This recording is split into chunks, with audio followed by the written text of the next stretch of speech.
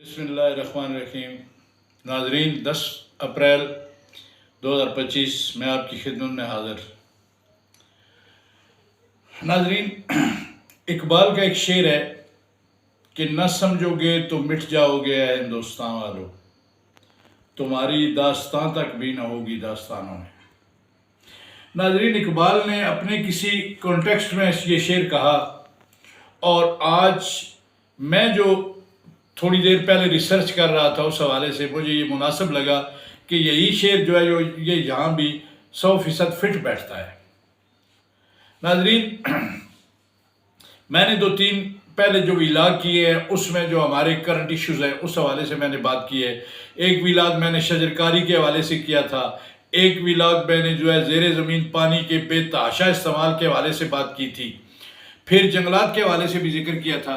ناظرین کرام، آج میں کچھ ایک سٹڈی کر رہا تھا جنگلات کے حوالے سے کہ پاکستان کا دنیا کے ممالک میں جنگلات کے حوالے سے سٹیٹس کیا بنتا ہے یا پاکستان کہاں کھڑا ہے۔ تو ناظرین کرام، کچھ ایسے خوفناک حقائق میری نظر سے گزرے ہیں کہ میرے خیال میں تو اس سے وہ سارا پڑھ کے کانپ ہی گیا ہوں، اور میں چاہتا ہوں کہ یہ خوفناک حقائق آپ کی نظر میں بھی آ جانے چاہیے۔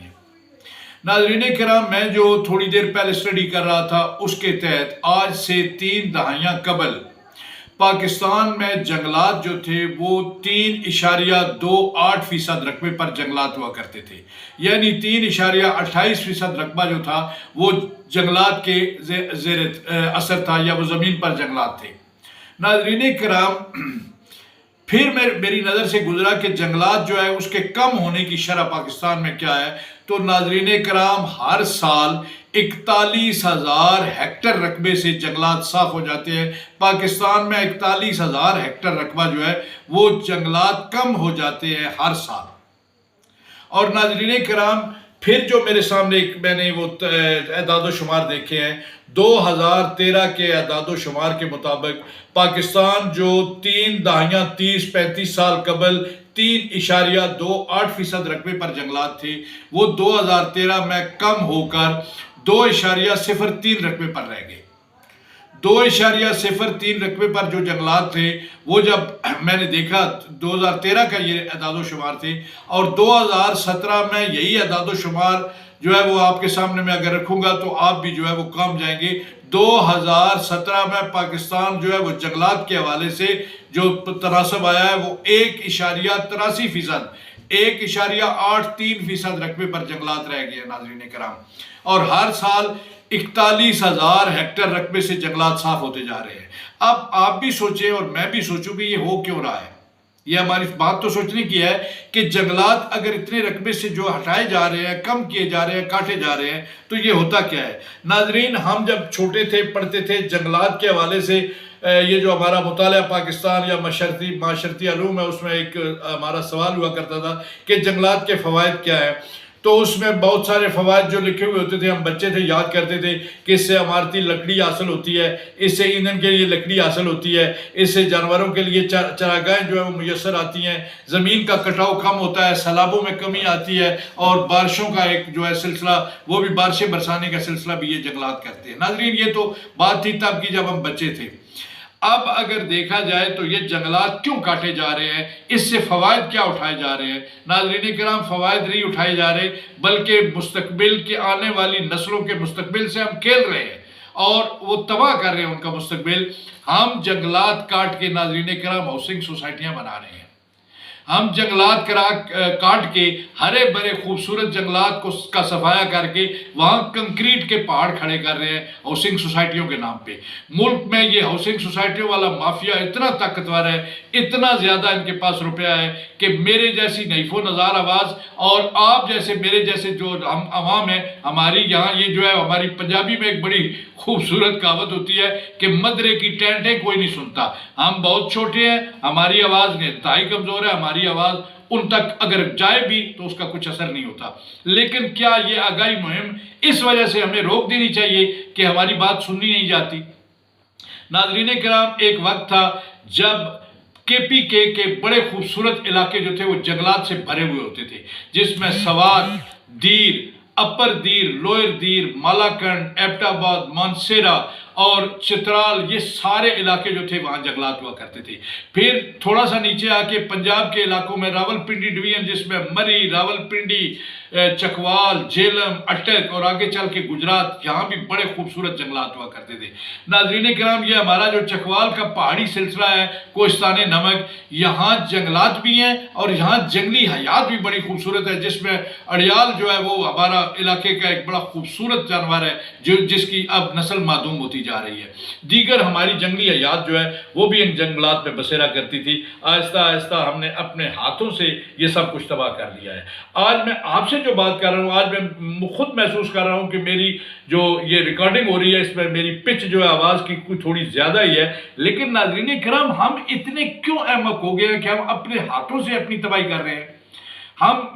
میری ایک آواز ہے اور میری آواز کے ساتھ آپ کی آواز شامل ہوگی، 2، 4، 6، 10 اور یہ ہزاروں لاکھوں آوازیں بن سکتی ہیں۔ ناظرین کرام، ہمیں اس پہ بولنا چاہیے، ہمیں اس پہ لکھنا چاہیے، ہمیں اس پہ سیمینار منعقد کرنے چاہیے کہ یہ ظلم کیوں ہو رہا ہے۔ ہماری ساحلی پٹی پہ سون میامی اور میرے خیال میں وہ جو ریسرچ کر رہا تھا وہاں میں نے پوائنٹس بھی نوٹ کیے تھے، وہ جنگلات کا ایک سلسلہ ہوا کرتا تھا، بڑے شاندار جنگلات ہوتے تھے۔ اس میں ایک بات اور میں کرنا چاہتا ہوں کہ 2014 میں KPK کی حکومت نے بلین سونامی ٹری کے نام سے ایک شروع کیا تھا منصوبہ، جس کے ذریعے تقریباً 3,50,000 ہیکٹر رقبے پر جو ہے وہ جنگلات اگائے گئے تھے۔ یہ ایک اچھا منصوبہ تھا ناظرین کرام، جو اچھا کام کرے میرے خیال میں حق بحقدار رسید اس کا ذکر بھی ہونا چاہیے۔ لیکن چونکہ ملک میں اس تیزی سے جنگلات کا کٹاؤ ہو رہا ہے کہ یہ جو تحریک ہے، یہ جو منصوبہ تھا، یہ ملک کے جنگلات کے اس رقبے میں خاطر خواہ اضافہ نہیں کر سکا۔ ناظرین کرام، ایک تو یہ ہے کہ نئے جنگلات اگائے جائیں، یہ حکومتی سطح پر ہماری اپنے حکمرانوں سے بھی درخواست ہے کہ وہ یہ سلسلہ شروع کریں۔ اور دوسرا، میں اور آپ کیا کر سکتے ہیں، میں آپ کو ایک چھوٹی سی بات اپنی بتا دیتا ہوں ناظرین کرام، کہ میں چھوٹے سے ایک زمیندار یا کاشتکار گھرانے سے میرا تعلق ہے، اور اس سے کہیں یہ میسج نہ چلا جائے کہ میں کوئی اپنی کسی خاص وجہ سے بتا رہا ہوں کہ میں بڑا جی جاگیردار ہوں یا میرے بڑے جنگلات ہیں۔ 2010 میں میرا بیٹا پڑھتا تھا یونیورسٹی میں، 2010 نہیں، میرے خیال میں 2012-13، تو مجھے اس کی یہ کام سیٹ یونیورسٹی ایبٹ آباد کیمپس میں وہ پڑھتا تھا، تو اس کی ایک فیس کے لیے مجھے کوئی 70-80 ہزار روپیہ درکار تھا، اور میں ٹیچر تھا، میرے پاس اتنی سیونگ اس وقت تھی نہیں۔ تو ناظرین کرام، میں نے اپنے کچھ جنگلات جو ہے، اس جنگلات سے مراد ہے کچھ درخت بیچے۔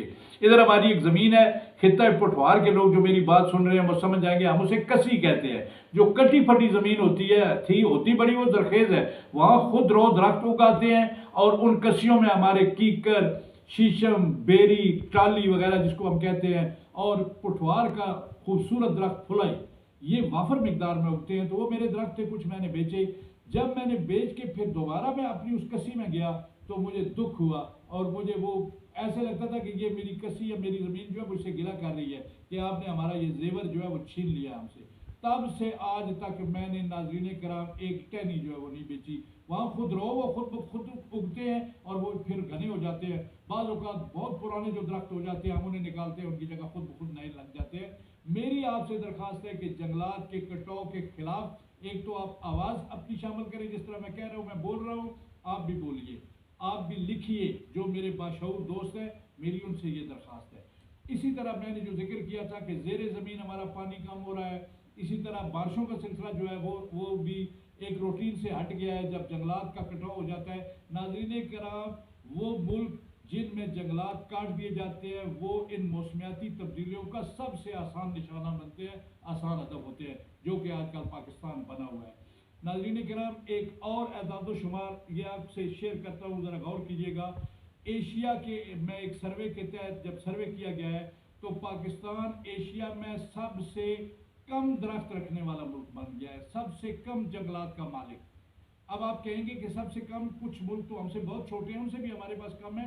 ناظرین کرام، فی ہیکٹر جو ایک تناسب ہے کہ جنگلات جو ہے اس کا اگاؤ کتنا ہونا چاہیے، تو اس میں پاکستان ایشیا میں سب سے کم جنگلات کا مالک ملک ہے۔ ناظرین کرام، پاکستان کا آم، پاکستان کا کنو، پاکستان کے پھل، پاکستان کے اپر یہ جو بالائی علاقے ہیں وہاں سے آنے والی خوبانی، آڑو اور اس قسم کے جو پھل ہے، وہ اس حوالے سے پاکستان کی ایک شناخت تھی۔ ہم اپنے ہاتھوں سے اپنی شناخت ختم کر رہے ہیں۔ नाज़रीन किराम, इस हवाले से जहाँ ये जो बहुत बड़े बड़े स्काई स्क्रैपर खड़े कर रहे हैं, नए नए शहर आबाद कर रहे हैं, कोई पता नहीं अब उनके नाम में क्या लूँ, बैरियादा का नाम ले लो या दीगर हुसैन सोसाइटियाँ, अपनी जगह ये शायद वक्त की ज़रूरत है। लेकिन नाज़रीन किराम, जंगलात काट के या ज़रखेज़ ज़मीनों की कीमत पर हमें इनकी ज़रूरत नहीं है। हम वैसे भी हम गुजारा कर सकते हैं। नाज़रीन किराम, थोड़े कहे को बहुत जानिएगा। मेरी आपसे दरख्वास्त है, मेरी हुक्मरानों से दरख्वास्त है, ये मेरा मुल्क नहीं है, ये मेरा मुल्क है, ये आपका मुल्क है, ये हम सब का मुल्क है, ये हमारा आशियाना है। तो नाज़रीन किराम, इसे महफूज रखना हमारा काम बनता है। मैं जहाँ तक हो सका या मेरे जैसे दीगर लोग जो है वो तो आवाज़ उठाते रहेंगे। आगे कहाँ तक ये जाती है, ये कहाँ तक पहुँचती है और इसका असर क्या होता है, ये हम अल्लाह पे छोड़ते हैं। मेरे साथ शामिल होइए नाज़रीन। चलते चलते पाकिस्तान जिंदाबाद।